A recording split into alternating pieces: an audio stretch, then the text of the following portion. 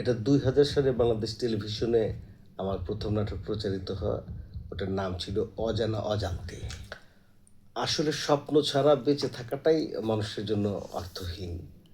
স্বপ্নটা থাকতে হয়। স্বপ্ন দেখেছিলাম বলেই আজকে এটা কিছুটা হলেও পূরণ করতে পেরেছি। খুব ছোটবেলায় আমার বাবা মারা যায়।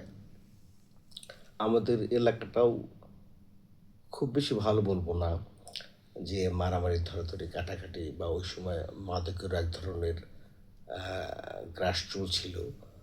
তো ওই সময়ে আমি যখন থিয়েটার করতাম, থিয়েটারে যেতাম, আমার মা আমাকে খুব ইন্সপায়ার করেছিল এবং আ আমরা পথনাটক করলে উনি পথে দাঁড়িয়ে আমার নাটক দেখত। মঞ্চ নাটক করলে মঞ্চে যেত। আমি বলব যে এই শিল্প অঙ্গনে টিকে থাকার পেছনে আমার মায়ের অবদান অনেক বেশি। আ আর ছোটবেলাটা কষ্টেই কাটিয়েছি। কিন্তু এক ধরনের সততা এখনো আমি বলব ধরে রাখতে পেরেছি।